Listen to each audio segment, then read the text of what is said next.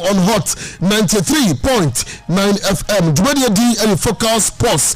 Between the Ebenezer Amusubatare Aframi the Sports Tiger One. The show is produced by Kwame Kusike 2 and so Francis Ni Ediamu and Omobwa Amashono Atibi Aye Payana Aye the 16th day of August 2024. Of course, a wonderful Friday afternoon.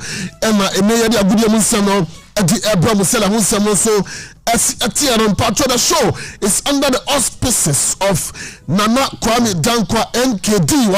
And our year the director of sports, our Hot 93.9 FM. Our Hassan so and our patrol Batisa Nana Kwame Ketasu Edin Komo Edward Mohammed Al Hassan and our fay Karim Wayosu Batimi Ken the show na fay Bibiasu Etimi Akon Kanye Papa Nam Patrol Brafo Buama Shona Koyeno Edu Motors Akan Sanso and a corporate intelligence bureau Wamusu Ebo Fana Jabal and Spiritual Center Account and prophetess Dr. Rita Mensa, aka Dr. 40 Days, Wanu Ebo Sanso, and a Keltaco toothpaste, account fearsome 3, and so Ebo Shannon Susana Miaduma, Otina, and the Save the Eye Foundation, and of Hot FM Air Cabo Nafe, Yadi Jumedia Shunkuna Shesham, our Hot FM premises, Nabi Adwatina and a South Radio, Basuwa will need how, why wouldn't Minamunda Nafe, young testimony Kosiano,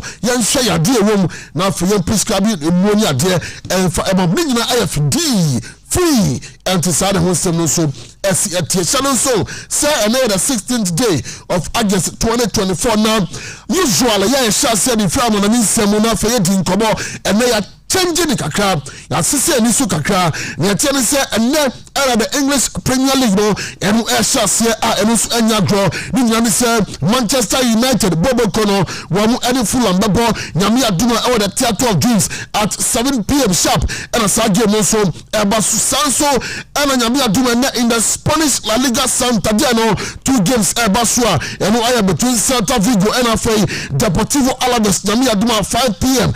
and a sage no so Sanso obu yebaba not 7:30 p.m. so Las Palmas Bobo Kono so one so and said ya so pen so uramu ewo Germany the DRB Pokano round 1 so enya draw na ya share games nyina se ne tell say ya dey say Hellish Chatino one any St. Pauli air ball because so be am for ball and to the unquarter no Sanso and a team amudi any Wayham one any Mainz 05 so and a pin so be am for ball and to the young quarter kickers and so any TRG of film so and the bomb in Dingianus and Yagro later on in the day 6:45 now SSV 1846 what also any Bayern Munich Super Pencil, Yami Adama 6:45, any Bayern Munich and Airbus 6:45 sharp. Now the Bias on that same date, and at the same time, now French Ligue 1, Le Havre, and so any Paris Saint-Germain, so Airbus and Dinty,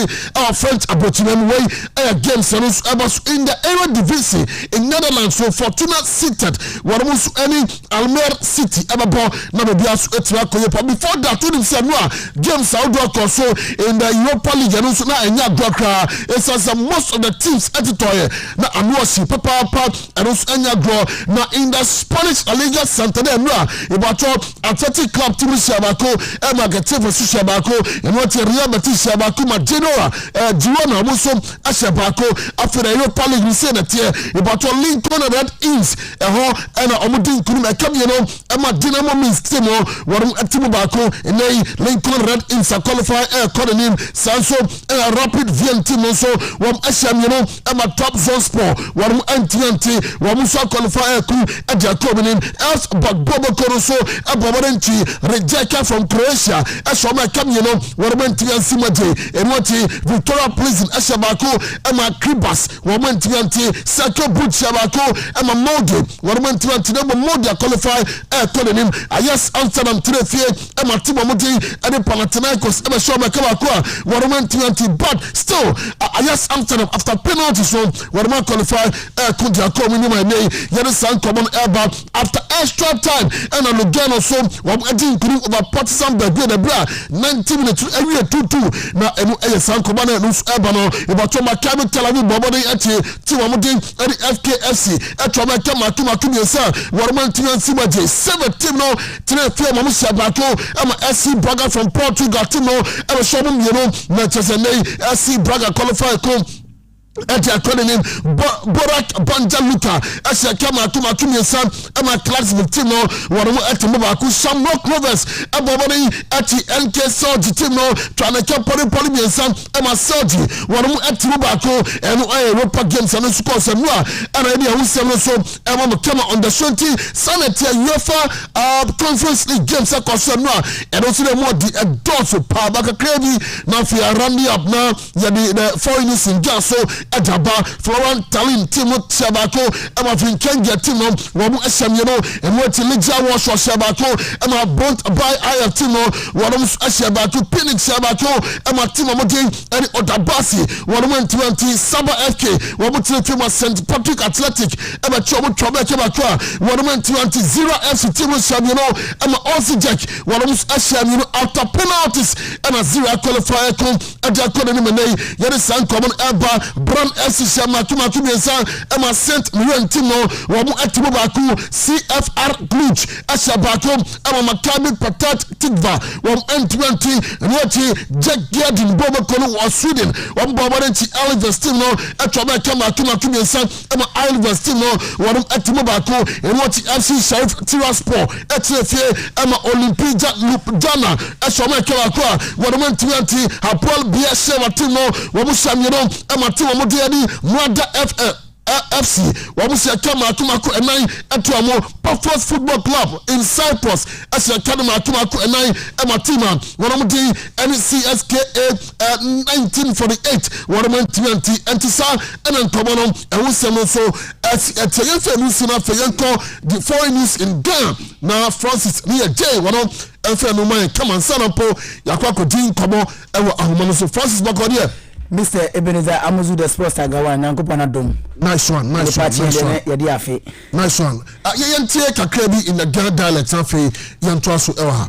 Show tobolo mi ba nyefe nyede omane swade bekene beshe aga 3.1. Bakaba hane ye hot 93.9 FM Imbaji Francis ni aje obanyo chami ayikobi gengenge ni kama jeshe Manchester City ni gaboyore Man City last year ni Sadiye kume ebanoake echenkura niji Manchester City ameta diskoni ameka vwa ameno niji wefa ka fameno niji 115 tadis ni kabe next month yani aje naka wemo shini neke wemo jine bane kaja 2009 naka nibi wo eheno ake Manchester United benona meto na meka rano club shikana mena kanibi ke agbene financial fair play ko meni etieno against ame ni kabe wore neke ngoni chumone ebabo naka next month amata neke wemo neno for 10 good weeks ni gabriel neka ni bi ebaba ni ketumo Manchester City ame ye alo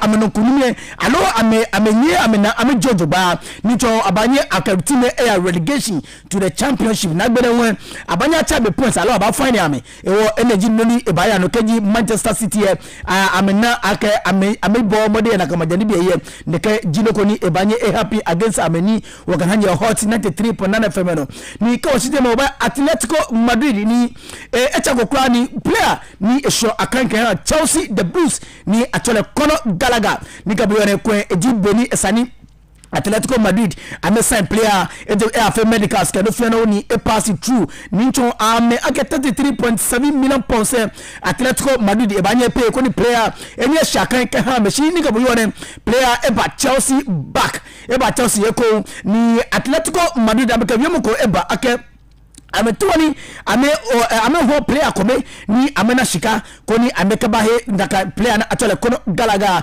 ni player ni atole Joao Felix ni nigo Chelsea the Blues ame to Joao Felix ni Atletico Madrid ame ha ultimate market cash 23.9 August ke ame sign Joao Felix beto naka player na atole kono galaga ame ni ame share eno edaka Chelsea ame to Joao Felix ka Atletico Madrid di no wakati ame he naka player ambana shikafi okoni amenyani ameka pay na kashikani ameka pay kono galaga shika ni Chelsea the Blues shikani ameka offer Atletico Madrid ye Joao Felix ye 55 million pounds ni nega shikani ameka Atletico Madrid ye ake Mbappe le in 30 million pounds Mbappe ye here no koni agbene 25 million pounds ne show Mbappe le fefo kashi beni Mbappe ewo energy no ni Atletico Madrid ameka Chelsea the Blues ake ahame kashi 21st of August Mbappe na kashika koni ameka player ame ni energy no ni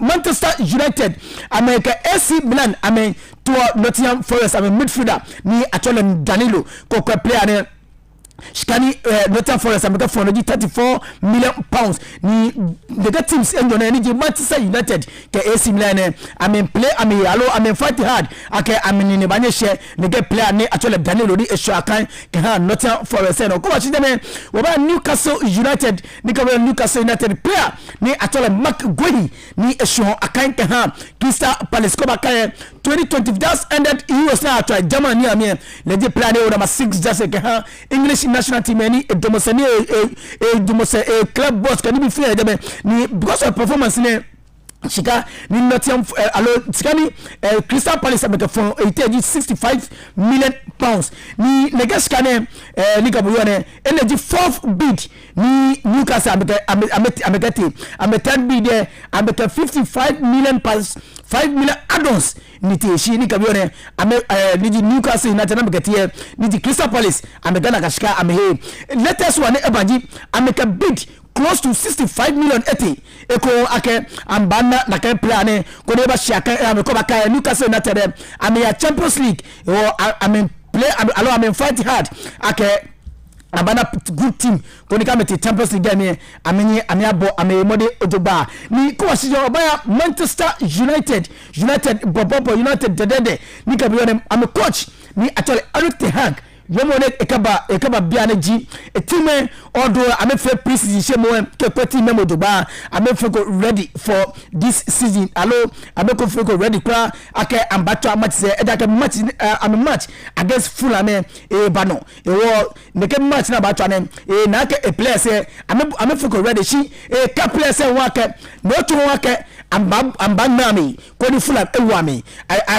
appear me as players me shikani jalawa shikani jalawa ya hiami e wasa na menwa me ha kwa aka Manchester United ne ke match na be amne amba ali aka players ambabo modern koni amenye ametuni odoba kan amedame no ame assistant coach ni atele Ruud van Nistelrooy ni ke biore noko eba ejepo le shanene kwa ake ni coach Erik ten Hag kwa amentona meshwele ni amegaduchumo Ruud van Nistelrooy before then kwa ni eba join team ya preseason name she Ruud van Nistelrooy ka efeko ready ake eba coach Manchester United eda pressure ni yo dem pressure eda e wo ke eba ni ewa besani eba fi assistant coach kaba Erik ten Hag dani ena egbe koni 2026 dani nitumo baba na egbe kama swele amanye ameka nitumo ehale nika bione player ani alo Ruud van Nistelrooy mi kan on take by 2026 banye the position of Erik ten Hag koni enye etuni keha ojuba ni di Ipswich alo Ipswich Town ni ameba English Premiership premier ameka Manchester City ame midfielder ni actually Calvin Phillips ameka egbena long season alo long season ameka hame koni enye eba shaka ke Ipswich Town bomni ameba Premiership 2024-2025 season ame ko no feno eya no ha ojuba e negative name amehe na alo amena player na actually Calvin Phillips ni eje Manchester City amena anale and slot edi coach kaha niji edi coach kaha Liverpool FC nika bione player ne actually Luis Diaz 3 years ago in Bakana ga team FC Barcelona and the Manchester City amento ne player ne she emo bia nika bione and slot eke player ni actually Luis Diaz e bay ko ne baya player happy ye Barcelona ye Anfield name fellow complete all do ni papa wie aka player chauffeur di e ba shakan ke ba Barcelona player this is the nele e ba hi Germany e shakan ke Liverpool United ni ka bolore e bi how ni edi coach ke ha ni Newcastle United ni ka bolore e ka Barcelona am winga ni atole Rafinha e to ne ke player ne ni shika ni ka player ite bia na ni ameke offer etie Barcelona e reject na kashika ni Saudi Pro League me ameke shika ni di 65 million pounds eba shi ni ka player na esumo ne baya ni di Saudi Pro League me e to ni ke amentu ole ni ke etie e ke player na jole Alexander Isak ka gbe Anthony Gordon ne Abraham partnership e baya Jan Odugba e energy no ni e ya no ye United amega sajela fa shemo be etesan e waka nitumo e ba shibi akoni e beneza amozi the sports tiger one e kani bi efen abano she dan machine ma je birthday wish ne ka shi jame ni birthday ne ni ji ya ke ha awula ni achole ni ji ajewa Victoria we student was Suhon Pisek Ejewa Victoria we student was Suhon Pisek we a happy birthday we efi Bobo ana Nobo Odote former student of Suhon Pisek osi Nyakopon show na onto kwanem na bibia oye bia no entimi enkoso ye enfama on this note wakaduchumo eba waye bie Ibaji Francis ni aje obanye otemi ayikubi gengengeng. Listen to Hot Sports, the #1 sports program in the nation. Francis near Jay and Amutin can say what Yaman and Samuka Krabaye in the Ghana dialect. So Shannon so say and then Yamia Duma about running commentary after sports at 6 p.m. na commentary at Twaso and no Aya Santico to Timo and Mediama Sporting Club at 6 exactly and a commentary at Twaso Mike Kwabukusi ako pimo takwa onu ena obetu janu dia ba enti sana nkobono enti catch obi say ye the commentary baba on Asante Kotoko game no after sports na ye trust with the commentary na be biasu etimi akoye Mohamed Alassane is seated Sansu ena Nana Kwame Nketia atenase Karim Wayensu atenase minkona fe minkoma omu na kwa ba na fe ento ankobo no so Nketia abako de sports tiger nyame adom we are fine we are boko okay mo we are asa ntunka we okay okay na nyama nko ye dwende okay mati Karim Wayo nyanya boko de oh we are boko we are fine we are da we pa beautiful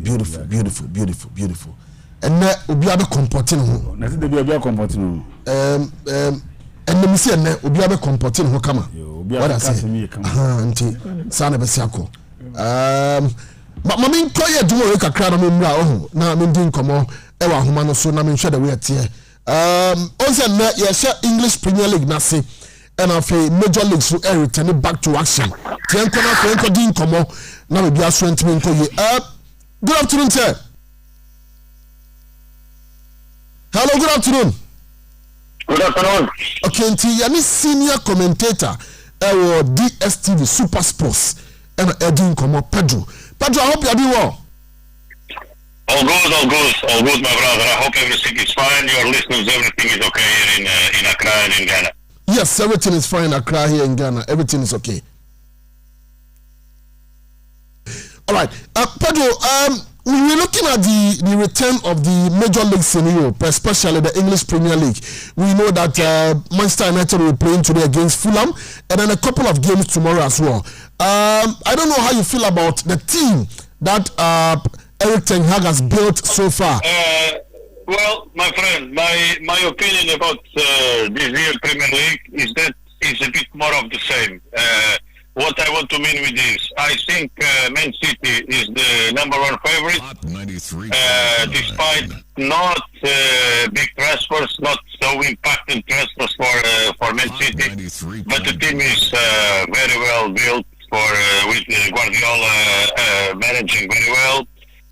Don't forget that João Cancelo, the Portuguese international, came back from Barcelona and can help a bit. He's a very good player. He can help a lot Man City this season. So I think Man City will be the favorite number one. After that, I will put in the same line Liverpool and Arsenal. I think both of them can, like last season, especially Arsenal, with 1 more year experience, can really make these things hard for City. On the third line, maybe Man United and Aston Villa. I still don't think that Manchester United, despite all these players that arrived, can manage to beat Man City. But it's going to be very interesting. And don't forget one very important detail this season, because the Champions League and the Big Five in England are all there. Champions League has 2 more matches, meaning that if you think about the scheduling of UK football, of Premier League football, it's 2 more matches in the middle of the week. So less time to train, probably more injuries. I don't know. That's the new factor for this season. But I still think, honestly, that Man City is number one favorite. Okay, I don't know the impact you think that Arsenal also do this season. Last season, they almost won the league, but unfortunately, they lost it to City. I don't know what you feel about Arsenal, also their impact and the kind of recruitment and all that they've done this season. I mean, Arsenal, like some of my UK friend journalists, the nickname is Almost. No, almost last season, almost 2 seasons ago. Last season they really had a very good chance. I remember that 3 matches to go, they lost home against West Ham, and they killed themselves on that match, and then eventually City recover and then win the league. Arsenal, I don't know. I think they have some problem. They fail all the time in the good moments. When they cannot fail, they fail. They perform very well during all season. They play very, very good matches. Last season, they played very good matches against City and against Liverpool.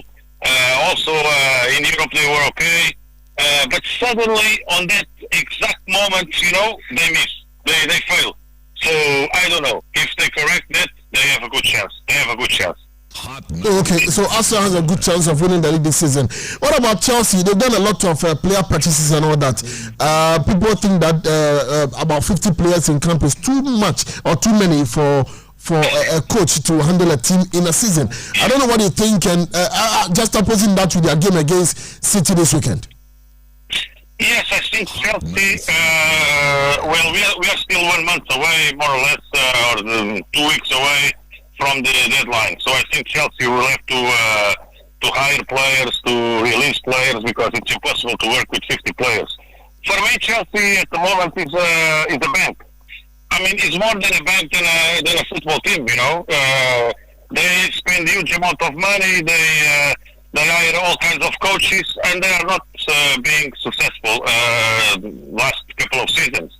But of course, if you look at the quality of the players, they have quality enough to win any league in the world. It's a matter of the coach to put the team play very good football, getting all the opportunities to win matches. But I don't think, to be honest, that Chelsea will have a chance to win the league this season. I hope I'm wrong, and I hope that at least they can fight until the end. But I think it will be very, very, very difficult. Okay, if that will be difficult, let's shift attention to the Spanish La Liga Santander. Also started yesterday. Real Madrid, Barcelona. Real Madrid have done a lot of purchases, especially that of Kylian Mbappe in their team. Barcelona lost some target players and all that. Just opposing this, do you think that Real Madrid has a chance of winning this particular Spanish La Liga? Yes, I mean, not only La Liga, I think Real Madrid is the team in Europe that has the chance to win everything this season. If you see the quality of the players they have, now with Mbappe, now with the Brazilian star, very young star, Endrick, joining to Vinicius, to Valverde, to Rodrigo, to all of the players that everybody knows, I think they they are, far away from the competitors. In Spain this season, I think there will be no doubt that Real Madrid will win the league. My only question related to this is Barcelona. New coach, young coach, German. Barcelona has a lot of good players, very, very, very young players, and that could be a problem. Especially we have to look at Pedri and Gavi, that they were injured, how they are, how they will come back, because they are very important players on Barcelona side. But in Spain, if in England, if in Premier League you have Man City and you have close, let's say a bit close, some other teams in Spanish league you have Real Madrid, and you have very, very, very far away the other teams. But it's football. Last season Girona did well almost until the end, so we don't know. I don't know. I think Madrid will win the league easily, but I hope I'm wrong for us to have a bit of competitivity. Okay, let's move attention to the Italian Catenaccio Calcio Serie A. Also, what do you think in the Italian Serie A, looking at the teams that are parading this particular season, Juventus, Inter Milan, AC Milan, and all those teams, who do you think are favourite to win the league? I think Inter has more chances to win the league because they kept the base, they did not lose any key players, any important players, same coach. And they are the champions, so of course they have a slight advantage between the competitions. But I'm very curious about Juventus because they have a new coach, Thiago Motta, who performed very, very well in Bologna last season. Don't forget that Bologna will play Champions League. It's a team that is not playing in Europe for the last 60 years. They will come back to the Champions League. They were a very, very, very good team that was built by Thiago Motta. Thiago Motta was a very experienced in terms of knowing the Italian football. And let's see. There's some news that Juventus is trying to hire some important players, like the Portuguese international Francisco Conceição, who scored a goal in the European 2024. So I don't know. Let's see. But on the other hand, he's also cleaning the house because yesterday he said that Enrico Chiesa must leave the club. So you see, there's a lot of things going on there. But I think Inter is the main favorite. Okay. Let's get to Germany, and of course, when you get to Germany, we all know it's a two-horse race: Dortmund and then Bayern Munich. Last season, Leverkusen did some wonders, but do you think it's going to follow the same trend as last season? In Germany, what happened last season was something really amazing, man. Bayer Leverkusen won the league without any with any defeat. 93.9. They never lost. They did not lose any game last season. This season, in my opinion, Bayern Munich they hired a very, very, very important player for the team, which is the Portuguese international João Palhinha from Fulham. That guy is a beast in the midfield. That guy can bring to Bayern what they don't have, a fighter in the midfield. Because if you remember, if you saw some of the Bayern Munich matches last season, their problem was in the defense midfielder. They don't have one. This season they have one. So 93. let's see. This history usually don't repeat twice. So I don't think Bayer Leverkusen can beat Bayern Munich this season. And you have also to count. You always have to count with Borussia Dortmund because they cannot have like strong names, big names, but they are a very, very, very good team all the time. Okay, that's beautiful. But finally, let me ask you about your good friend Jose Mourinho. Unfortunately, he's out of the Champions League, dropped to the UEFA Europa League. What do you make of it? Do you think that Fenerbahce have partially failed in bringing Mourinho to Turkey? Well, I think it was a move. To be honest, I spoke with him 3 days ago, just before the second leg of the match against Lille. That happens on Tuesday. And they were eliminated, unfortunately, for Jose Mourinho. But I think it was an interesting move from him. Turkey is a country that loves football. Fenerbahce is one of the. They already get some very good players, and they will get more. I know that they will get more, and some of them probably they will come from Chelsea, 2 or 3. They are trying to. The players at Chelsea don't count, but they are probably very good for Fenerbahce. And I think they will be the favorites to win the Turkish league. I mean, with the Galatasaray and Besiktas. But with Mourinho there, I think they can be Turkish players left to play for Italy. So they are weak. Apparently, they are a bit more weak. And on the opposite side, Fenerbahce, they already hire very good players, Maxima for the attack and the other ones. So I think it will be very balanced. I think you cannot predict now that Besiktas has an advantage or Fenerbahce, and you also have to count with Galatasaray because it's the most historic club in Turkey, and they always perform well. So I don't know. Let's see.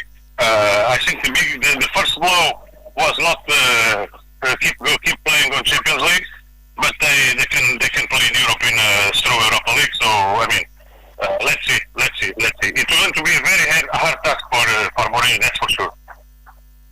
All right. Thank you very much, Pedro, for your time live on the Ghana's finest sports station, Hot FM 93.9. Thank you, guys. Always available for you. Thank you. All right. Okay. So, Yanni Pedro Nekodin Komono, a senior commentator, and of course, a top journalist at DSTV, and Yanina Kwakobon Komo. Very interesting. In SMP, and I want to add to by way of some foreign news discussions. Listen to Hot Sports, the #1 sports program in the nation. Hot 93.9. Hot 93.9. Okay, that's about Maminko Nana Kwame Ketia quickly yen check cra na yen shase who how the same when you shase butupa na fe yedi nkomo in some p e wo fi share no so say after sports no you better also with commentary Kwame Kusike too e wo Takwati and Park Kotoko and after the DM Sporting Club game no you be commentary e dey am live on Hot FM 93.9 FM ingeti abako there. Sports Tiger, I'm not done. Any day now, Brazil, so far so good. Yeah, Ben, the baby Aboko. Mamma, in the next 6 minutes, who are saying? Tiger, Mamma was say. Now, once again, Menchia, your tea for the Yashafo, Almunia Brain, your BBTA. Now, once again, Menchia Charles, a staunch House of Folk fan on for House of Folk in Yagro, a contractor, or Nungwa. Ushokutu Johanna Charles any the workers and the families in Yamincha omo eno mo nya bre amutie na enwume nyina Amuzu mama starting me how in free and on the course of the show you had an interview with a branch a friend Maui Wayo the manager the friend Elom Ohini Matikwan say so a staunch House of Folk fan pa kese pa on for house in Diagro ata maunza unsu nya monitor show ata champion baba Matedi Junction wanungwa Matedi Junction be champion baba o monitor show no mame ncha na nwumre se moka se House of Folk enisika enya no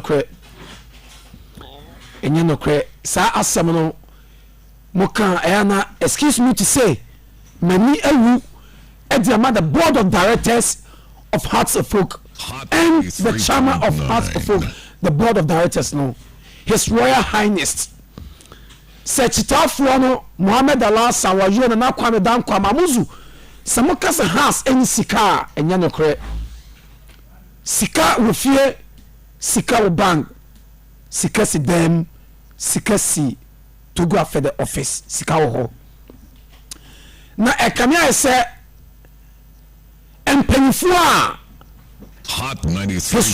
His Royal Highness eji womo sa omunda bobo kono recruitment team no omunna di bobo kono hwamo especially the toothless bulldog amakofana ba mo say general manager bi ani Hasofok CEO bi ani Hasofok it is a mekase managing director okay he's the affairs of House of managing the managerial skills no yes no managing director toothless bulldog me see he is a toothless bulldog gentia as a managing director you need to manage the affairs of the management members no especially day in and day out affairs na koso managerial side no babia me use that word at the amano I say what's office and so far so good coach no and beg players no so me stay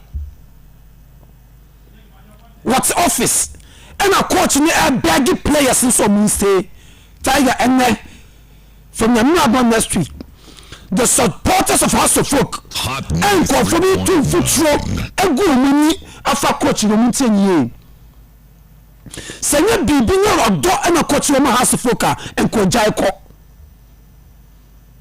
anytime see sika ho has Elijah Kambi has the managing director omo report say matobe say omo ni mawu wajo atnase and the mawu wayo so beji 50,000 and his royal highness says he can walk.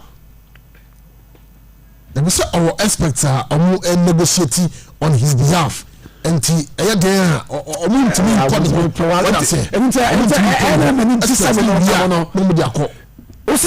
our experts nobody reports now command no trust 1A question number 1A anything maybe say the toothless board managing director and the incompetent leading recruitment team Alaja can say I'm serious to this week on my report say money were your issues and the man is royal highness and also second war and you said maybe can say they have to do their job also juma now almost see to the deal so we feel say deal no ni board in the door what they do is that they let the boy go almost expertise team be assured and they don't have to go to they are not capable of that expertise. They don't have to go to talk about Emuya Dina. They don't have that expertise. Sports like they don't have that expertise and they are disappointing the club. They have really disappointed the club big time. 93.9 Elijah Kambi and the managing director. Elijah Kambi and the managing director. So far the IMs of Asante Kotoko. Why leading the recruitment team? I'm not sure who is the head of the IMC. And Nana Pinka, and the recruitment are costing your basobody. What Omodimawamo? Nana Pinka. And in today, can recruitment are costing players ever House of Folk. No, Omo come Yabaso, Omo managing director Nabaso. Say if indeed you are in need of players, you are in need of hands, say collective hands to come on board. This one is a Toko Kasia at the team Minua Amuzu. Hearts of Oak played against Heart of Oak last week Sunday. And Team House of Oak paraded no. They paraded for almost new players from the world, close to 14 players, need 13 players, and House of Oak boy. 13 new players and House of Oak boy. And the supporters of bar, the shadow for no, almost TV, almost bar stadium, they are complaining bitterly. So what's the quantity? No, what's the quantity number? You never brought in quality, but you brought in quantity. And the supporters are complaining, say, players now moved last season, you did 14th, no, and yet, yes, understood. And the last players from our me say, there's a quantity. And they brought in quantity. Again, they never brought in quality.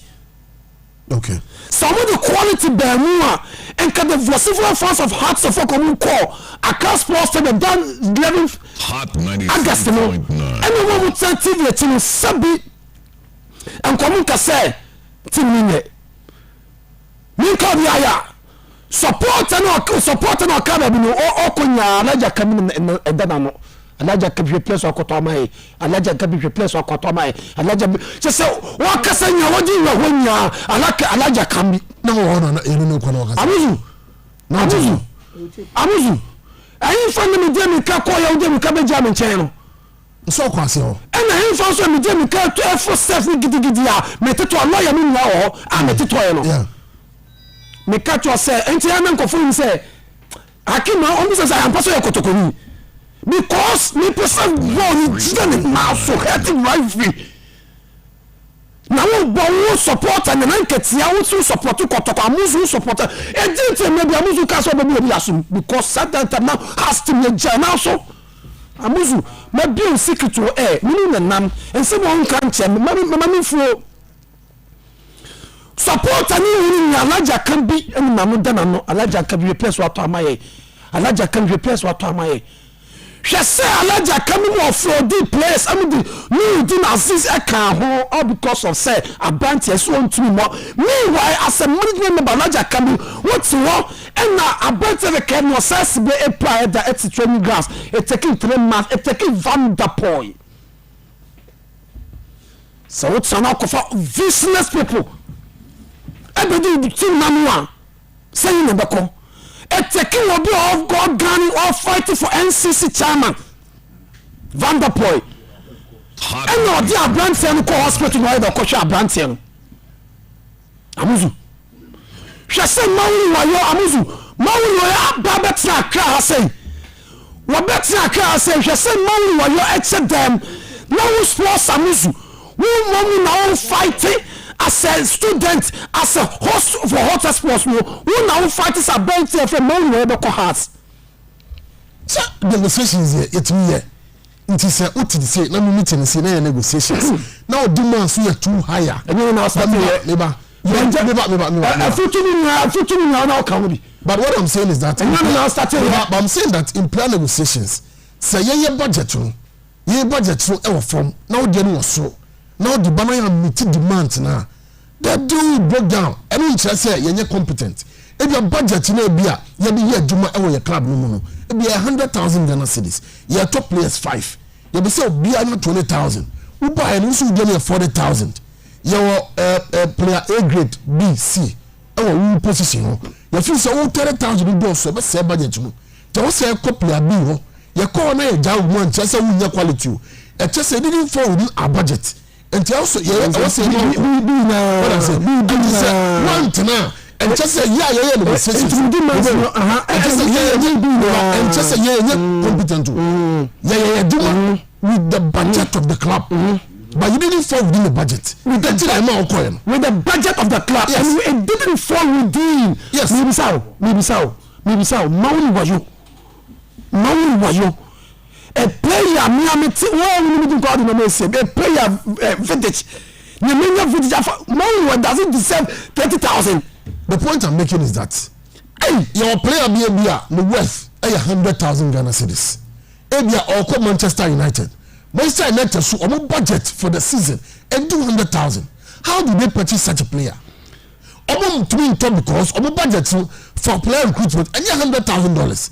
Even say $100,000, they can use that money only for one player. Why would you are the example? Share a PCA. I will among you for a firm for quality players on the farm. But yes, sir. As for mobile, I'm not making sure that the answers and here. So on the field of play, we need to buy quality. We need to gamble. We need to take a risk. Amuzu, see the mechano. This is the year. Hearts of folk need to take a risk to buy. So last season we top players. Amuzu make me say supporters they be satisfied for me. Anything ko em nya ji say. But the point is, they brought in quantity. They never brought in quality. You can't tell me say last season Kofi Agbesimo was a bad player in the team. And then they brought him to us. He was quality when he was the yes, of course. But and say management we are not gonna say omo top proper players on my team no omo ko top Kofi Agbesimo eba has of foka. It doesn't mean that they were incompetent. They did a good recruitment at the time. But player ni buy no player na be flop. I don't just say those who recruited the players are incompetent. Especially Alaja Kami, he is not because yes. You need Mako. About your top player, I'm a player now be disappointing. When you eye for quality player, I don't know what talk everyone says to me. What talk everyone says to me? Mention them. Up talk everyone says to me. Is Kevin says you're not playing?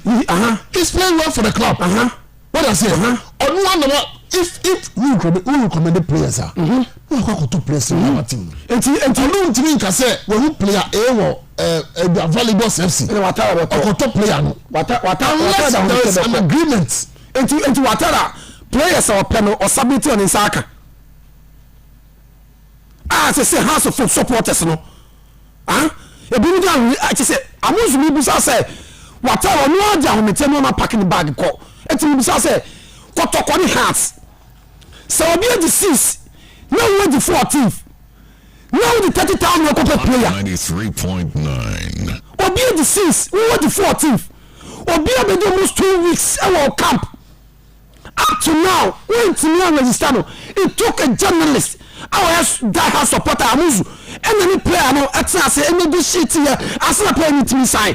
Do you have that skills to negotiate? Are you competent to lead the recruitment team? But their team no the possession last is what here.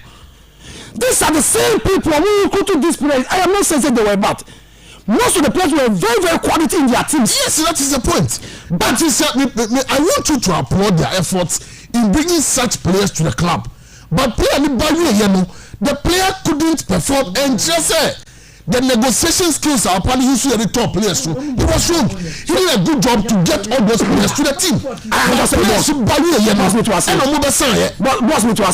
that skills that they had to bring in or they brought in that quality players at the Simeno. Why are that skills again? Skills are not moving. And they must say there is a managing director. And Vincent so don't tell and can negotiations to me on sin chain. Managing director on sin chain. Alaja can be on sin chain. No managing director and negotiations. And the managing director was doing negotiations. Then the board felt said, I was here an experienced hand and the kind of so no because he's not been in the system for long. And he close person or bet me about the boy. One can board no. Hey, Alaja can be. So Alaja go and help. Alaja call up no negotiating or boy. Not all working within the budget. No budget. Amuzu pagape no anje Amuzu mi aho. To be honest with you, I'm aho. Amuzu so what catch me say for 4 years in year has a relegation to the House of Folk. Amuzu is managing director for Manchester, but he doesn't have that skills to lead in Ghana negotiation.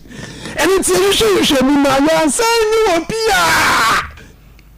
say me partner 4 years in the only recruitment the beer in somewhere or when you say no. Hey, Amuzu, one year recruitment some what did you league no the GFA Cup one year who did it? Amuzu 4 years in example now 1 year recruitment to go after the team House of Folk when to win the league 2020 1 year that so it is the same thing now trust me never can do okay send the players who are mobile won't man your juma and I mean say what is a supporter baby Omuji 12 is a supporter baby Omuji 40 within the sea Time has a supporters called demonstration and something on Mukai on the black coach and a black coach because I more for the broadcast and why you say make them court Alaja can be seen a Christopher in Alaja can be into Christopher in Wama. They didn't say Christopher N. Why is that from the Chelsea? Why not so job with Chelsea? Send Obi a new coach na dream. Obi only coach na dream. Obi na dream. He was passionate and willing die to come and serve Hearts of Folk. Ebi no management so person. Was Tiger and as a man for the complain about the boss meeting can see he was. What's in for? Ebi say ebi no management and your margin so move fanaba. So as a supporter for so many years and the news say or the feel say they have been disrespected. No, we don't petition, we give answers. A good people so and number bought in the board chairman. And what you do so by your must say your map is a black coach. I don't know if why Otafi could devise a black coach. Supporters were calling for big hands in the shape of Watala bar. We feel we have no talk. And we say Watala bad year. We know breaking news, you know. Say Watala some of the few supporters in Thomas who say Watala bad year. And we like Christopher Enin as assistant coach. Okay. I want to look at the Bashir and for all because I said the relationship between Alhaji Akambi and Bashiru is high. Omo relationship. Me see the relationship between Alhaji Akambi and Bashiru is high. And I'm saying the relationship between Alhaji Akambi and His Royal Highness no. The supporters in the Kabiyanya His Royal Highness be Alhaji Akambi fino. Okay, Mati, mami na see, na mi ntwa so. Mohammed Alhassan bra, Adabi, why you bra? And I mean to why you bra? Where the bra, I mean to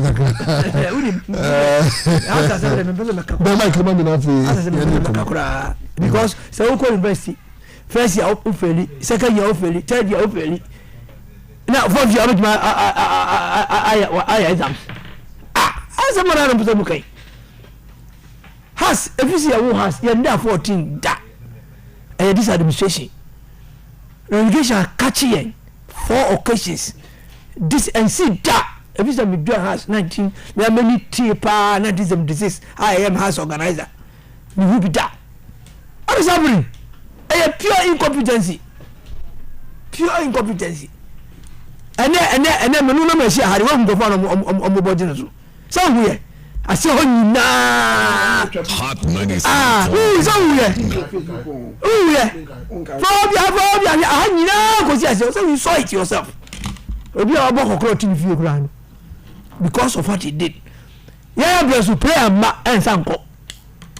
Prayer will not come. I ain't be at least about committing. We don't do that. You are a committee, Papa. That's why you did structures too. If you want committee, member room, board member room, NCC room, every time I'm NCC member in the committee. Dynamics assessor. And risk and assessor is still here. Dynamics assessor saying, who's the dynamics are who checking with the best team in Africa? And how long here? Looking for you, let me to be a African Cabrini. I'm the first one. So has a community stadium. Now Egypt will be a coach of Yamudia. And you're so sure of what they see on the home. And before they are see all has no protocol, and so we see don't see yet. TV was there on see yet. I buy the see on the home. And you did a right and work. What is happening in El Hali? You know the boy, you know who's asked question trainer. Yeah. Huh? Yeah. 2 million years wrong. Esperance. 19 years, you be answer more. You can't share more. This is house of folk. Na you come Morocco, eh? But I'm Salis, many member. Many a man called NG for Morocco. I had to Morocco one day with this from my Yakudu. Has gone walk on Gia. I'm going to do 4 days for him. Hot 93.9. I'm going incompetent, including Tobago himself. They are incompetent. But how do you say Tobago? Yes, because when it comes to business, he's up there. When it comes to business, he's up there. When it comes to finance, he's up there. But when it comes to football, incompetent. That is why he's employed professionals in the club. They are not professionals. They are never professionals. Some professionals are professionals. Who is Dickett there? Dickett na costume share 5 nil. Dickett na share SS1. Dickett na one star share home and away near share is other. How share 3 or share 3. Dickett na no. Dickett no. And then the sako side no ni na ba mu. Dickett na you call 4 times and you go relegation. It means he has that. Dickett no. Masa, mami fi ala me come club junior team of First of Mediama. I mean come because and you built Takwa Sports Stadium. From 1998, 99, 2000, number sama auto players man free. Okay ya na yako ball ya 2 a class with yako ball e ko to 2 matches o keep no. Yeah. E show mo 3120. Thank you. Na Moses. Na kwa bidan kwa mko 2 o'clock. In the center circle. Okay. Na Ghana ni bia ni Moses ama football mu. Na ya the players lika 80,000. Ezi etua 80,000 bonus na de mom. Sabe no mo de akoko tumo Amalgamated Bank. Sabe na former PLB boss defense. Abra player. I don't know MD. Ni pe 40,000 ko ye nya. Ni of the process.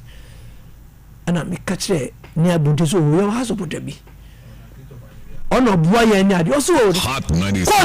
Paul Keke and I'm most over 80,000 free or can Tuesday Thursday we want near but hey what have this canaba nje mu hono na near but when e ma yenti team because boy man so si boka ha ye nimu no so edundum so etia na check say on the pass and one day yɛfa bus ɛnna ariza kɔ nyinaa yɛkɔ ne kɔ hu sɛ Moses ni nti team na team Aras my players 9 ɔsam de ibaba nti ne yɛbɔbɔ no wɔ dɔmpem kuro bi wɔ ayi hɔ ne yɛfɛ dɔmpem na nyɛ takwa ne yɛbɔ saa na yɛ wɔ takwa yɛ Takwa United takwa ati Takwa United nti ne yɛbɔ yɛ no dɔmpem media my team of dɔmpem with 11 Aras players given to us by House of Folk tete ashoto oku obeye board member your lawyer and Thompson board member ni Aibonte patron Kome Abet Kome board member and I'm going to 2 posts me got 3 posts founder director and Accra rep me kwa na kakra no aba wa so munchemse any premier eno kwa takwa MT ne park ono na sa takwa for no so ntini ampese tokon no me ko bo luckily enough na team na ba na go first for mo na yedi directors in back ho na yedi sa current deputy minister yi yɛne ne bɛka ho ɛna yɛde go first for mienu ne nyinaa yɛadwe mu dɔ ne duo yɛadwe mu dɔ nti talo dɔ na kora ma yɛ sika ɔma kotoko sika ɛma ha sika ɛma yɛ sika and because of yɛde go first for no car board ɛnom so yɛbɛsi sɛ de mama mu ɛna makudi kayi opus ɔyɛya ɛna sɛ ɔmasi sɛ currently the best stadium in Ghana. I agree. Currently the best stadium in Ghana. As a CNO yàmi adawuruma median bɛ bɔ bɔɔlu hɔ nti saa hazifuo yi saa bi kura bɔ ne mi just national organizer of asofoko mɛtumi ayɛ adwin akoko ti team baabi a team bi edu na sila Moses na ɔnyɛ ɛyi kura bɔ no ɔno team na edu so a na sɛ house fɔm da so ɛwɔ wɔ fɔm a na nfa so ne sɛn I congratulate Moses Ama na ma congratulate hazifuo no nyinaa yɛ fɛ si okura ɛfa no James Asirifi na ɔno so chapter member. Okay. Don't have a career now from top to down now. Has a phone has a phone and I was my player. Pinchina because has off drinks beyond. So we did the house for your nature. We see I was somewhere 11 places and you could media. Some of the pictures in the bro. I congratulate them and then say Yankopa Abua, that true has offspring. To say has offspring and the Koya Kumasas and the Kotokoro. And a sa offspring na sa be sa de we no Yankopon has na misra mu na nsira efen senso media ma so dem mo to gwa fe de misra no also sane no mam because na ni na sa gwa for mu say sa free relegation na ya nkurampo no scan fi baby na bae me nyame ase. All right, me say thank you very much Mohamed Alassane for a point out the buy mami ko Karim why boko there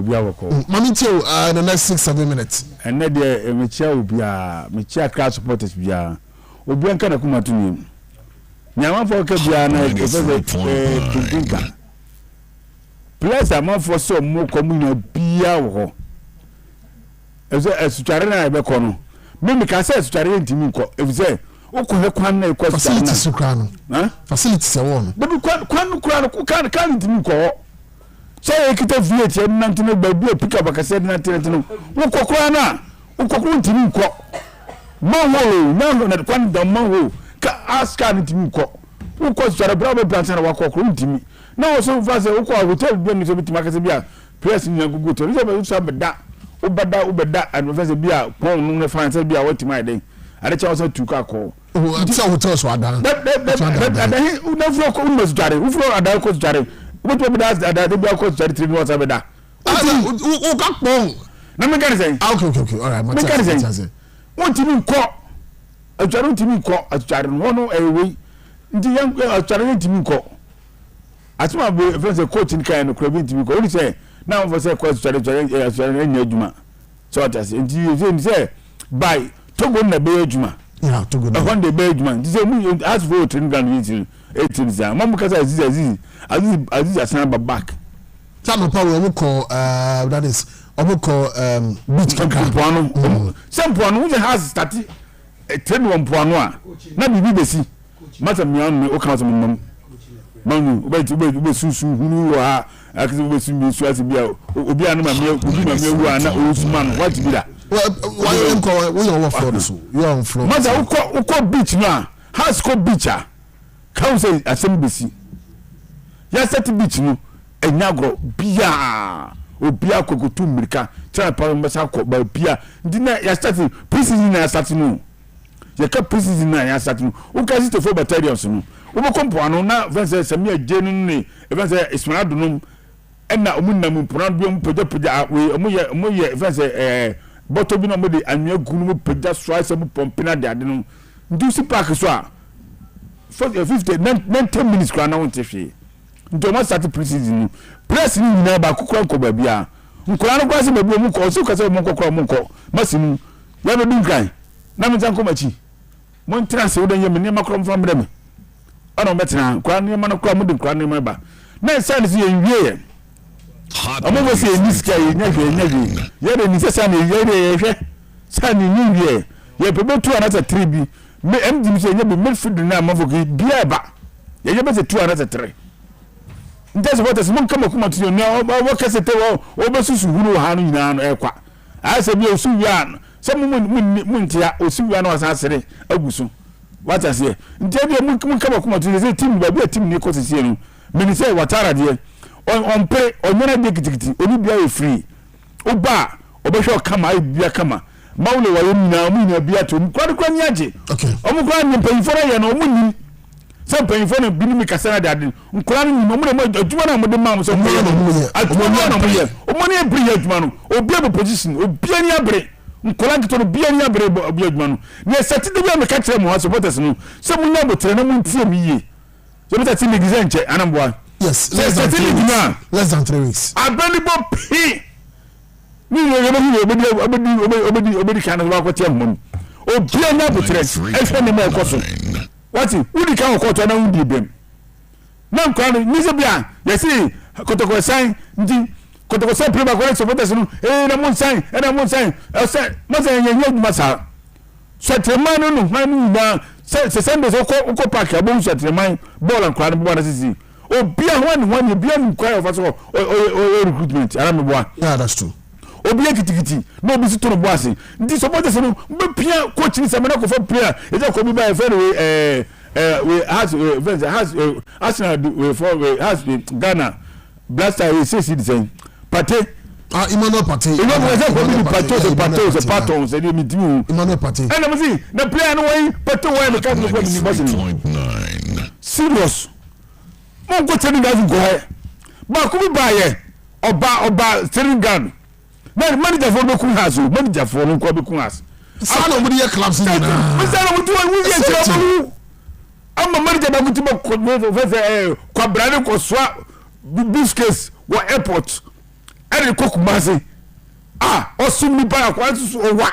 ni nyama su je so osu ko kumase ize ne we ni no ti kutuna sore ma kwa ni ko e ana mitu wo dan mo training ground e de ko bi bai manager say ball and the supporters in that so now the man wants to play for Bilmo ball as we see ball akoko ball dan go na okose no go okose no o asansa whatever frames as we have to go 25 years but can go we say football 25 no man kasa me age 30 can go we be akwana sansa no sansa teba whatever uniform be ya man for platform so akwana ball amon fo so ni ball on kase me see ana me so wo babo mudi akira je be sai sa ko sai captain mana abo boy dance o mai 93.9 so what is esrem mu ma no nya bia kan na te bia manafi mi mo bi mana kase o be kabi tem bia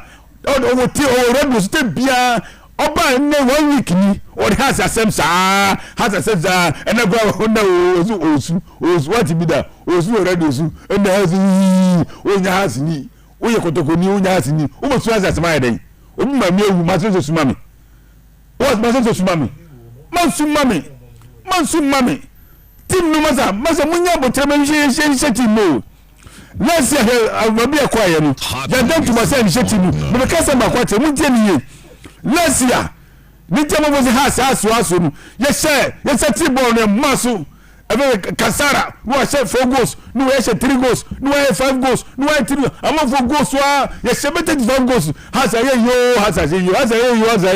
ye se te league ya na da fomu akura bia so ya pan sadre mabiom na wata hu se sai no enya nti was turu boss e se players no we player so we una bo efe say Barcelona hwan kwa na bebo papa kemere mezanga ko patenu ke register no ba ko no ba me ka say patenu nya de o maza menye ho okay register no nka di bebe register mo nka makoma ko be 10 nka ba ko ke nya good player wo o sakro mu nya mo ko back nti me some supporters mo kama kuma tu yem mama bia nkasa ze me ka say mi wei me ka say me san ba bia mu obi a na dwene say oba be kasa me sre wo kasa me mu tie na sem da mi na me has ni amete ya me mu tie masem me sem has supporters ni ade ba ko ha ye no say wo be ka no kra che mo nanu be ka ye the same time ye la so mo say me na me ka no kra ni ba no bon ye oba na ka mo sam o sam why no me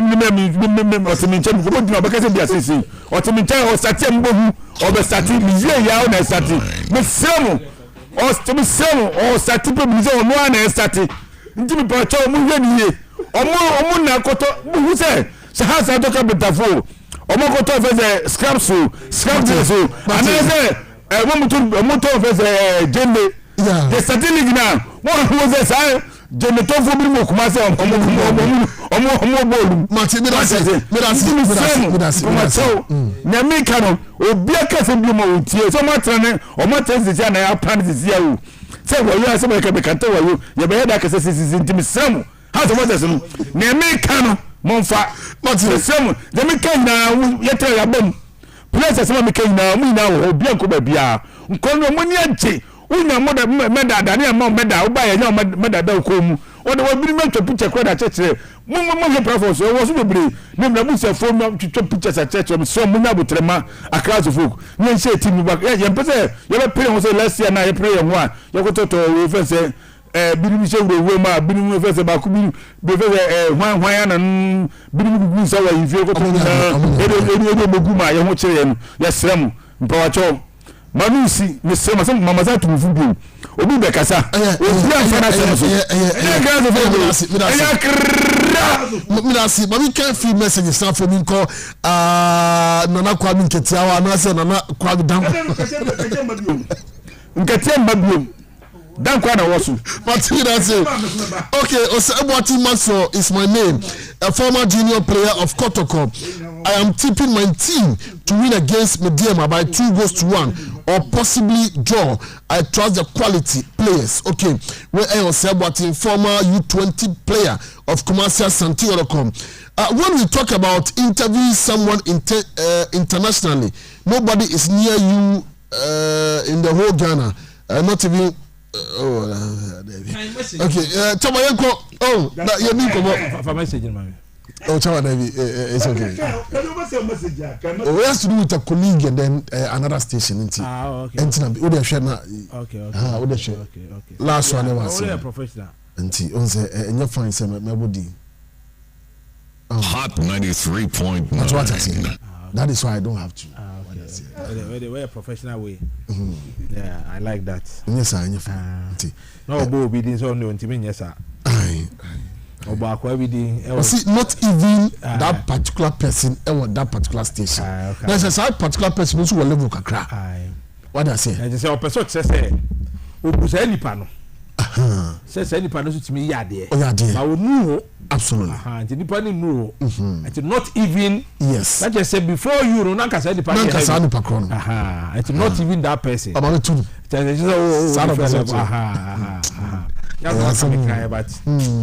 Yes, I say come come. One friend didn't cram now. I'm saying the dear ma. For Dimba enough for you, Dinama. Why? See, when we talk about interviewing someone internationally, nobody is near you in the whole Ghana, not even Dododo at Dododo FM. Okay, maybe I don't know. Obi so be about. I mean, share some can see Tiger. Please ask Nidaku when the new Kotoko board is coming. I mean, Mr. Nana Kwame Dankwa. Now, Mami, tell what the 10 minutes. yo amuzu me da se menchia na menchia tiefo but say o ma tiefo aso to say ene kwa mekusi obetu yes obetu jaba TNA to be I am sorry so na Francis de jaba tem no ba kofi kesim wajeje uja futata ba kofi kesim ba ya du kakra so I was me de nyame ase so ho e ma Nuruddin abrabo Abdulaziz Nuruddin me de nyame ase ba brante na brabo because personally me show concern about the fitness me I can be proud say me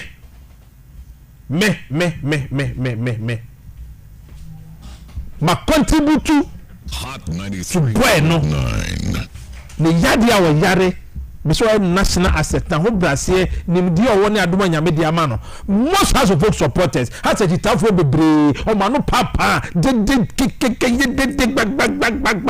they cannot buy a medicine a year just 1,400 for Nuruddin.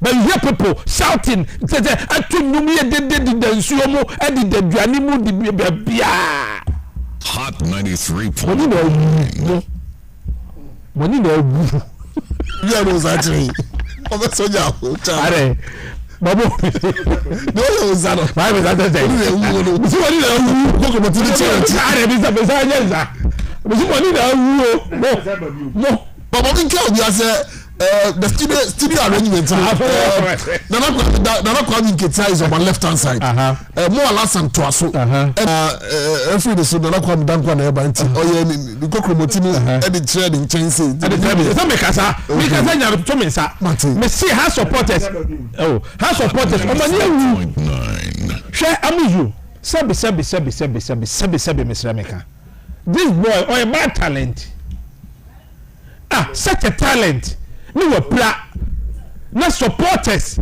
dey go so ya mu twetwe ni paso saa mu me nya kwa na etimi adidi ni ahome ni ada and then you super so the coach has seen something in the boy and that he has invited him to come special call from the coach of Hearts of Oak to Nuruddin was starting training with Hearts of Oak. He wasn't part of players like Shortless Yomsi Pamon. No count. We told you that boy is a gem. Or a talent at Duma man, a great. Instead of you people come together and mobilize to get the drag for him. Most of them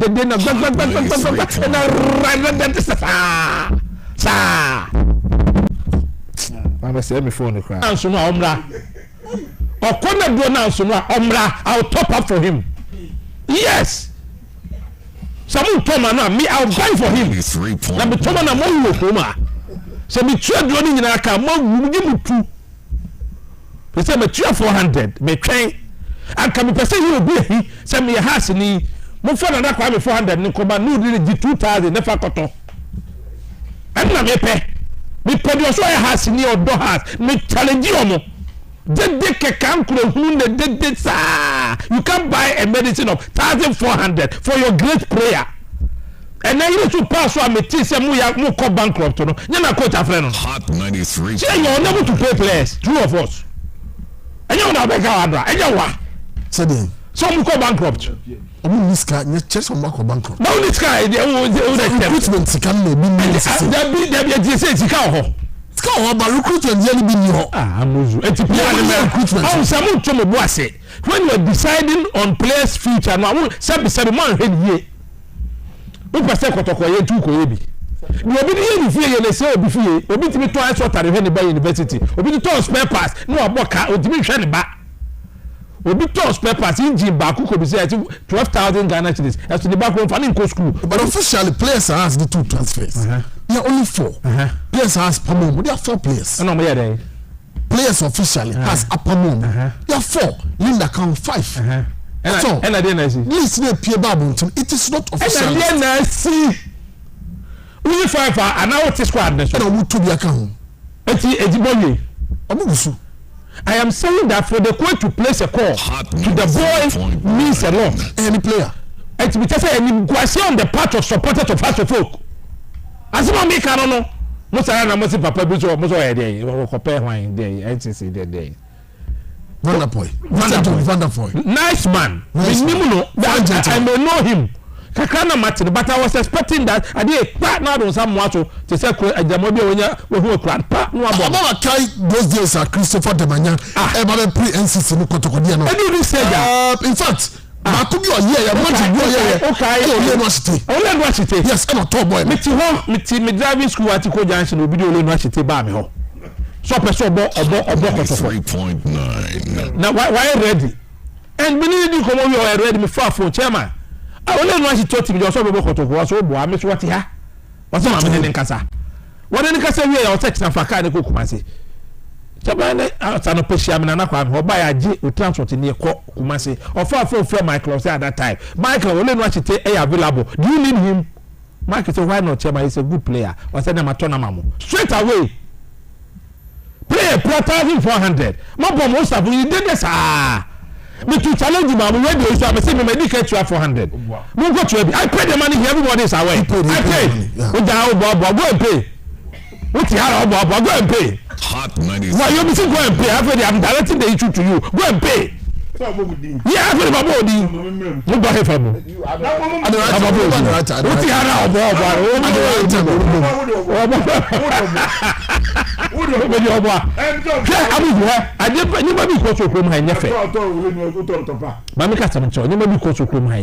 the supporters, with all due respect, they are uncomfortable in house of folk. This is no money for them.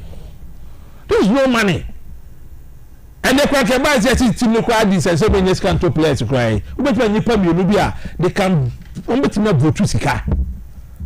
And one of them when they see the papa he's sacrificing for the team. And the own Hot 93.9. That is what I don't understand. Because he's selfless. Selfless. Selfless being in house. Selfless. Unless you don't know him. Unless you don't know Elijah can be me, and yes, me on the other side or the other side. I know him. Menina Yejuma on so many for Hasibwa. If it and Minima Swasabi in Komo, Maswa is like a brother. Minima Swasabi, me coffee na me banner. I believe I say Asabi about before doing media. I will never complain because of the relationship men in the war. What I say, Hackman Edu, or you are Pariado, as all of them. So your individual Pariado, they are not near my house of folk, and nobody can call Pariado as him. The sacrifices are when he has him as a spokesperson, mouthpiece of how to go from the city. Sometimes I'm not going to tell you, violation. No, or to try to mouth in the form. Make up his order. Okay, to show that. But it's a fact. It's the enemy of the but for me, and then me crack to me, me teach somebody not to transfer name here. But Jamia Dum, some yan in tea, some branchiano, Coach Watara and Casa Fafuna Freno. Say Jem, Mia Bra. Initially, one cry, she say, we play a crana, me person in Yabutena, me say so, play a coin, you know, Babaka, the new cover, and break. Hot 93. When you tell my normal special training, sometimes about training, you don't add him to all the players. Woman special training. What profession will be a man or guide? Sometimes I'll bet me an anti park in one shot or Bobo Nibi and recovery. This guy is a great player. Now you know all you deep. When in the casa, he understands it. And no, I mean, senior coach, do a gun head, no, do a good say. I'm a man who was in Nana. Sabe ani etini wose ye nkole bi o madwe no o so tie na de we short time no this is one person eye no di na ade wa chede ye dia mano. Okay, look at the interview when is he answering questions and said and I know you quite was or ye jam Martin. Such a player some of the team na coaching coach na mo de na ko no a legend of the club o kwa no aba mo de bi anu ma to atwene mo nya ni hire. When you talk of legends, former players are almost born class now. Don't bring her to this. Don't do that. Now Mohamed Polo aka, Sam Johnson aka, how players that got to one to aka. For you, what's your book master? For poor man to the Guinness Swama. Well, just say, oh, no, one more kotoko. Okay. It's okay. Fearsome 3, one and so Banya said, Pavi Plasmos and then Helper Plus, almost Wapa, ɛna show no ɛkɔ so yie paa saa na tie na mpatwo ne sɛ wopɛ sɛ gyina so na bɔ adwuma yie bɛma wopɛ sɛ ɔmiam na woyɛ adwuma kama na baabi ayɛ okay ɛno a ɛne hɛ papas plasmos na afei pavi wonya bi num a abɛboa ama nneɛma so atumi akɔ yie ɛde ama ɔyie paapa tie ne yie woyɛ bɛrima a wonum yie a mpatwo ne ɛkyɛ ne sɛ wobɛwi kɔdu aguakyire woyɛ ɔba so a na wawe atadwa aguakyire ɛbɛboa na motumi ayɛ adwuma no yie papaapa na baabi aso atumi ayɛ fine malaria ɛto ase ama typhoid body pains low libido ni nyina no ɛbɛyɛ ne yie kama paa ɛde ama wo mpatwo Fiasom 3 yesane mane say power to the people for your your number so 0244 201 589 0244 201 589 na fe ma untre mo pa nyame adu echina 17th of August 2024 and upon what you has a hot FM afota we senim heya jumadi kese bi koso anya sam ketwa pani behwe no hwe siesi amrante ne mabo ne ye wanim ha ni nyina ne say the management of Save the Eye Foundation Ghana any hot FM eye collaboration na ni nyina ne say eye ni hu jumadi no mba be say free screening wona mo ho wani ya wo ha na nso bi ne nam so odu se twani so twa kwa ka koko na ya onye doctor eso wa ka se wa ma ho ya de ebi fa na glaucoma so a wunnim ani ya de ne ba ko sa na efre no wo pese ho woni na nkasa ti bi ewo mu a echina bomodia na fo ni tire potem ha anopa no hotwe pepepe ne mpanifo asi nkonwa True Word Pharmaceutical Health Center for omo no producers of vision capsules and sightseeing omo na omo boa edi sa mpanifo ahwiabom ene hot FM se bra ka kire wunua no so ka kire ni nia se bra na be hwe woni su ade na enya ade aye ohaw bia oba ye be hwe kama na mom sa opese utie nsem mu yi abomodia na frɛ number yi 0550891415 0550891415 and 0270588428 osibra na management of Save the Eye Foundation and Hot FM say djumadi o makabomi e di say djumadi ebro kama enya no nko a Corporate Intelligence Bureau and dey upe security service o man mu a ebo adwuma papa say djumai nyi tentem pa nya sam ketwa benfisha bebe benfisha duni na chiremponie e no mo ba akratefo ati asiso a omo djuma dendende ma o my Ghana fana baby akwa Kumasi ni Ashanti region potem omo ho Central region ni baby a omagita ho Western region, Eastern region, Upper East, Bono and Bono region nyina so omo ho e na Upper West region omo ho enya sam ketwa na nkran ha omo dwosuo no ewo my 7 10 meters away from Astro Turf Park na hwa no omo ho omo ni Virgin City for the hwe ni mo na nyuma mo di enya sam ketwa ho ba e man garden se wo ko baby no obi ni watutu anu watie ofa ha no ahia wo peto be cross wo bo anu training rapid response omo ho security consultation so person ye babo hu kita hodie bi omba ya ma boko o pen krama dwumadie so a dog service omo ye konfo wadwuma mu a krama ne ba o ponte wo wa konfo o boni odi wiesika krama ne be pono enya no ko electric security fences omo ye bi vehicle tracking service bi wo ho dwuma ne doson Corporate Intelligence Bureau yenye mu de ne mo man ka Ghana man ke be de na company ahodo a Corporate Intelligence Bureau adwuma so ba ni to ma form no mo adwuma ni bi ne tie ni ye hospitality tunnel lunch for omo ye ayo manu Vanity hotels so omo bo papa telecommunication industry no Airtel for Net Ghana baby omo no ko banking industry FVN bank for so omo ho Senate SIC savings and loans omo ho na akwa promodia so PPH for ACP clinic baby Corporate Intelligence Bureau o match time baby o promotion na from number is where number bo papa 020 718 5277 020-718-5277. Okay. Number one. All right. Final Jabal and Spiritual Center say Brana Fay Omumwantu Yadena CM for Emao. Prophetess Dr. Rita Mensa, aka Dr. 40 Days, and a friend from Sebra. Mpatwa say Yadiero say a be a syphilis, gonorrhea, diabetes, fibroid, cancer, stroke, and asem ebimpoa, low sperm count. High blood pressure ni nyina no obeto asia kama ejamo premature ejaculation so obeya wodwuma kama pa edi amampacho friend no our number so 0541 0545 176 528 0545 176 528 and I say 0243 044 900 0243 044 900. Working hours from 7:30 a.m. to 5:30 p.m. Mondays to Saturdays and Omoya Juma. About of Anko Barrier 7 days so behind the police quarters. I hope and I don't find out Jabal and Spiritual Center.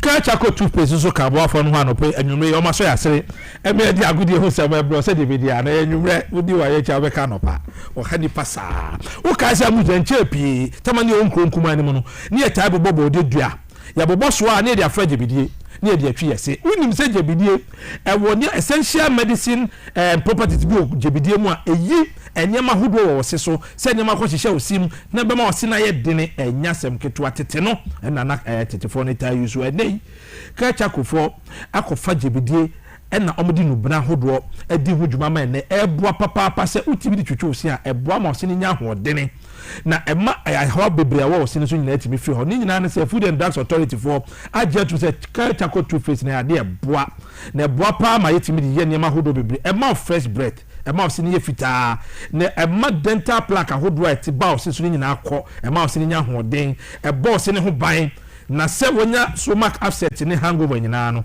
wonya Chako toothpaste na twitwo sia ebo papa na Chako toothpaste ni yan hu adanse emfa mamofra omunya mfinhyensia unya mfinhyensia memfa Chako toothpaste ebi etwitwo sia mbom wonya mfinhyensia kwa utimi ede boa na ebo ma ode twitwo sia dakoro wanum nka no obi ho na okasa na osresre a enyasam ketwa ne nyina ne se Samara Company Limited for na akofa Chako toothpaste about Chako toothpaste o ti happy smile omo na omaba na omo de boa tikopa bito na efabo na beboa ama oba no etime twene se kama pa.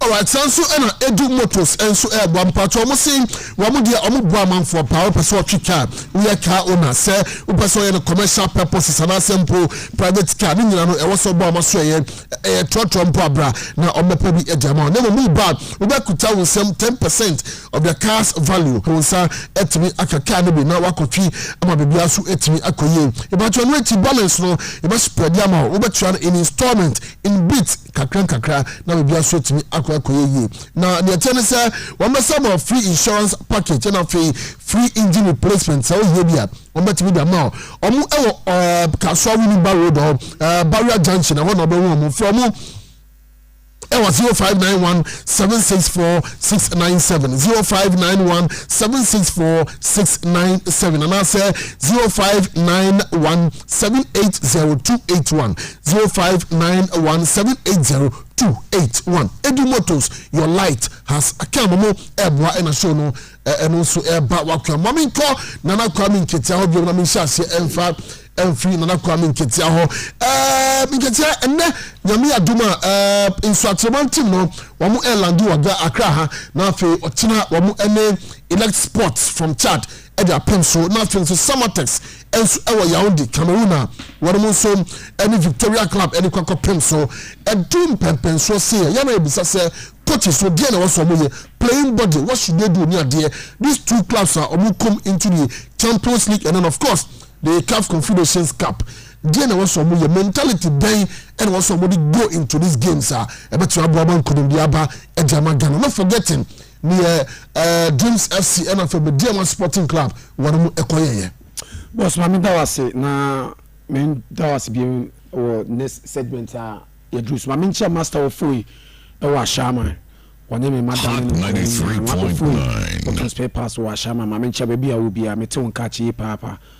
Si adofo saba adofo sign, oh di adofo sign. Mami ntia na mami ncha me madam. Tiger, I think say competition in Swatreman any Samatex omokono.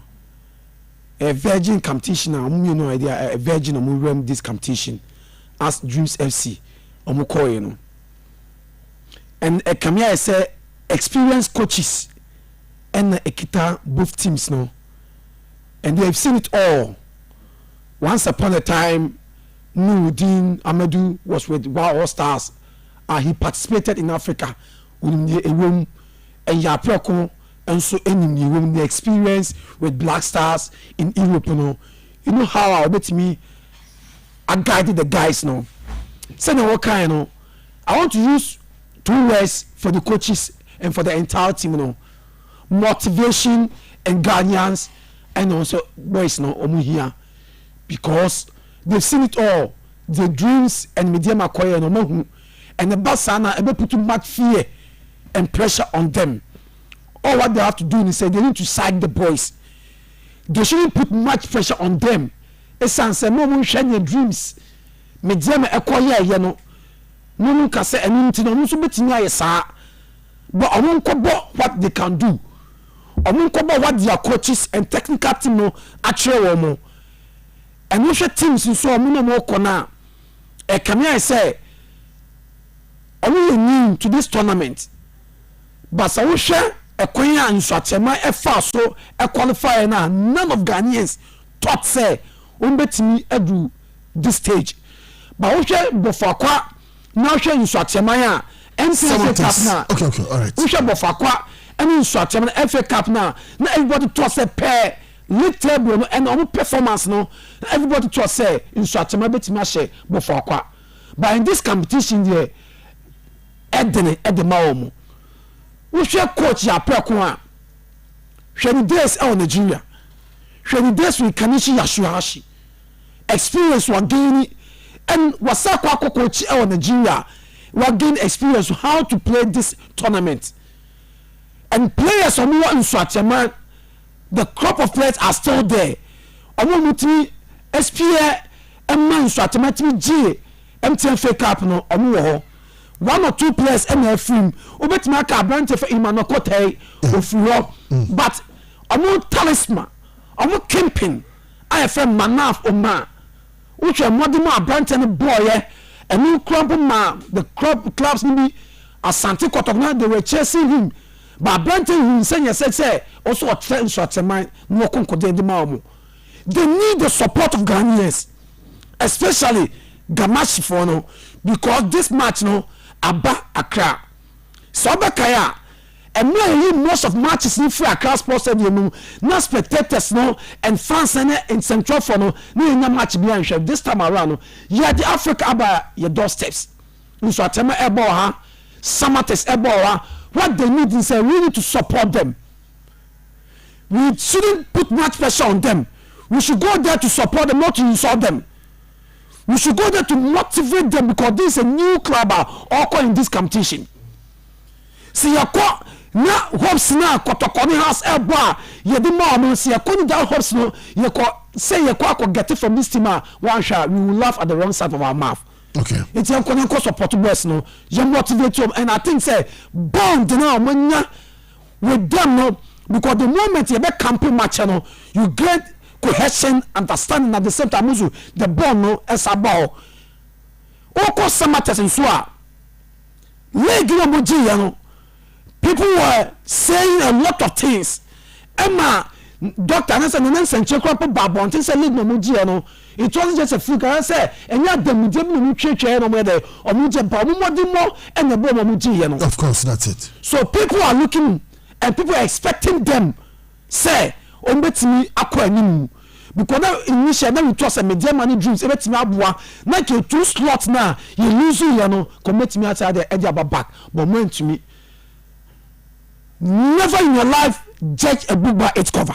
Okay. Never in your life judge a book by its cover. Okay. Senior you can say dreams and could you be na dreams am I expectation you know we shouldn't judge a book by its cover. Right. Dreams any summer text only be see a judge a book by its cover on sha.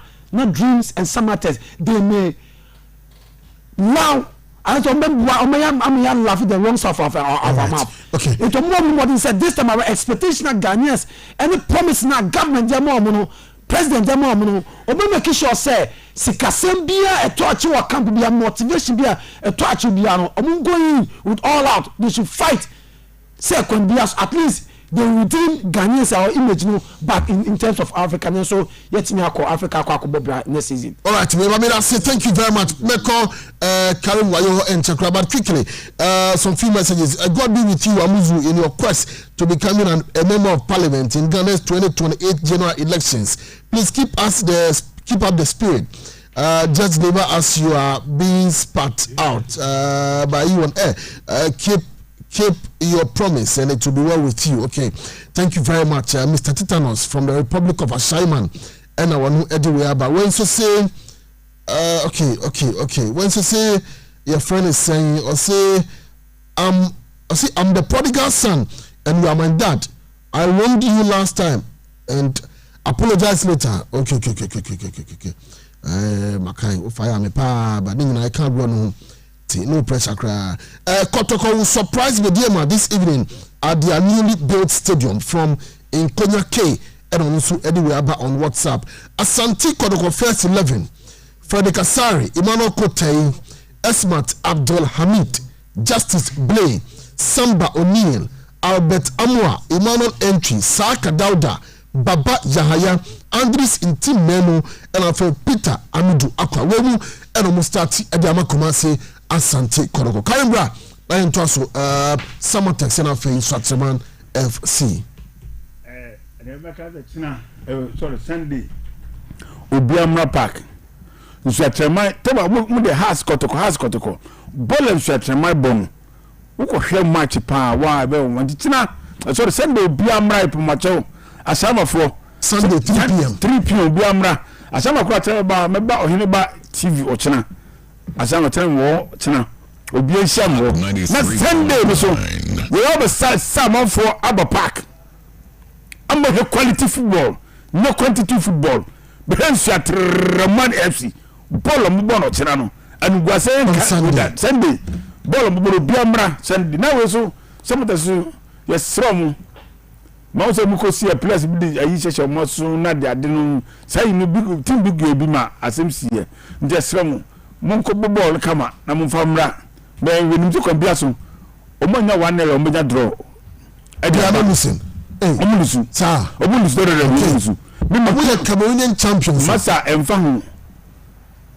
enze Ghana hawo enze Ghana jure kwambia so me se manya hwekomnya draw aba so dia omelusu pa de na kira na Sunday dia so Biamra Park ha supporters kotoko supporters Obiamra men supporto nsuatreman omusu team omu na se omu die ni mo Ghana se ye person be se 4 and 5 biara omu na be boy any verse samatas na be boy ya slot no ya mfoso asupporto omu a amchesre Obiamra na omeboa omesupporto nsuatreman na ye bianko kama na supporters so mpamacho so makamadi ka che say ase obi abekra mo fantum tin obi betra ha ni timi bobo na kwa dankwa una we fese NCC de secret say first time we betra ha wonti man ka kotoko asem bako mo acha mo wonti man ka kotoko asem bako kura afi na na ka wasem da betom Thomas say we be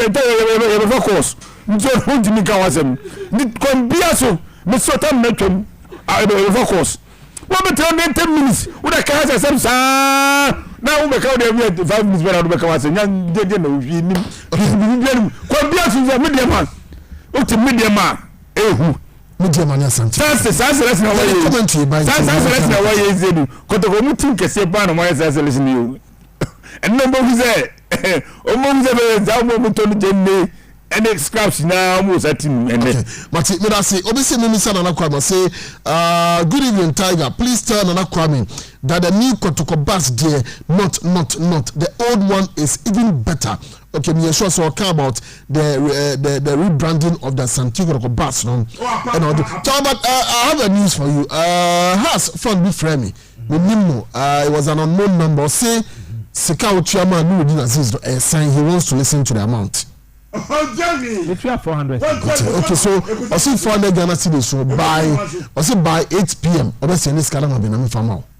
Me here ni sika o. So I send it back because we say sika minti na original Saudi come asem sa. So you send the money and then give it back to you. E sika on fan koma boy no. Me send sika no koma boy no. Hot 93. Me be ya appeal wa ha. For your information, so I won't hear. Listen to me. Me here for us seven program bitana be. Me be tell we do so. Abra na branch na ewo edi senseme. And I'm say na do I see a cotton man in here. Obi anto aduro ni ma no. And I spoke with the boy and me bensi boy the number of this platform say obi anko support no but only 1,390 it is out there that's I am taking care of that the rest of the 1,000 no how to phone tua and me tua 400 no on this platform so boy nankasa am you are aware and the listeners of the program is when him say enya go le bi wa ha but say na me say I paid that money 400 to the boy and na boy and nipa do mienu a omutu esika man no me kete boy so bia man diska o ma ya so ntini acknowledge let obe acknowledge nipa too. I didn't do that to mention it but tell me yes sir yes my boy you didn't to transfer then they say here no o say o disika no mamia I don't need it. I did that from my heart for the boy. That boy a heart player no I call me penasem and I'll continue to love him. And yes, I don't say me the better no, he's a professional. It's muko twesi kana aka nko to ma brand here no. I don't hear. Amu you media mane kotoko game no e baso.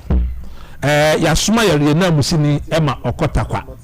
Enti commentary after 6 p.m. ebeba. Amanfo enta mukuchu kwa mikusi K2 or the live commentary be fit takwa dia ba. Agopamano ene yebia no e wotakware ni portable no game ni live enti kasatenti en top on kwaje ebu eja ni nyaba bedru by 6 p.m. e baso now yenua no mo represent Ghana e wo Africa summer test 1996 ye kasai e wo Cameroon na minim se miamenua Edmonaka ne mbodimbo ode di kotokwachi eni kotoko akọ Africa over the years. That's your Huno is guiding him and Mediama to do more for country Ghana. And ultimately, Kotoko Ayabida. I remember Yanisika Akono Confederation. Okay. Eko Cameroon. Eko Shia Cotis for Garua. And my Yakoton Busume Duemo Bro Cameroon and Sassi. 93.1. And with that spirit, I know say my brother in Monaca will imbibe that in their players. And Odio Mokono on my name be daddy. Summertest contingent or the 2 kwan no never be dead war or my who first so and the trem say the spirit of Ghanaian clubs they call Africa no Summertest is traveling with the same spirit my edgy Ghanaians the pampa bonta o mochi the baby o mo kwa do akiri no e benya sunsu asopa e wo ye so saya na they call Africa ni mo the same way in Swaziland just like the Dreams FC Ekoko the last time enemy dear I am sure say best be from this say yes you am konkosu kwamu ba megu ehu animu ase it support to be I am happy that the last time who president of the Football Association say all visited these teams no more munkwansem the people of Ghana taumachi yeah sure they should raise the flag of Ghana high and nanketieka ya preko taking over in Swaziland Abraham Maxwell Produnya South African job no na me dwini coach obeko in Swaziland ho na almost years can no ebeto ya preko so I think that with the little experience we're gaining over the period Abraham be coach no it should guide him it should be enough guidance especially when akwanya didi Kenichi Yashuhashi na ase Emma brand papa ko PM wo Nigeria o san kai ya preko Emma Nigeria say nya gidi o mu say Kenichi kro no kro you can still do the job. I think that ya preko that's what it takes to guide in Swaziland come Sunday so the Ghana be making sense any it are with the two teams all the best na me kokra na cha eye mia me ba doctor Siama Dankwa me baketwa no Scad Junior eten na woda eche Yankopɔ da fi ba kwa kan mfie ho abenya 14 years oh good better you measurement no me fa kwanya so na ma wo she na happy birthday in advance o ye mani ko sia na me pese sa kwada oboba me na bo o pese obo hasa obobo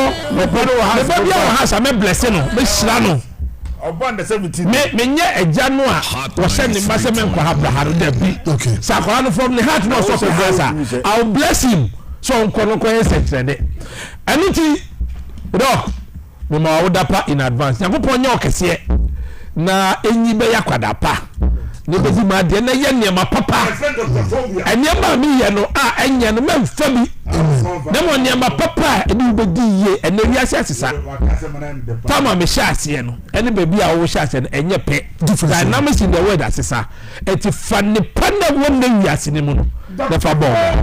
But I say thank you very much. And I'm going to thank you quickly on the line. Safari, Yemfa Course Kakrabat. Yes, Shemus said, you'll be at 6 p.m. exactly. You'll be caught up now for commentary. Kotokona for Mediama Sporting Club. 0551-744-556, 0552-179-180, 0244-849-161. Hello, good evening, sir. Good evening. Bebacho, Dino Biakasafri. Bebacho, Lawyer Manunko. I'm going to travel now. I'm going to travel. I'm going to travel. I'm going to travel.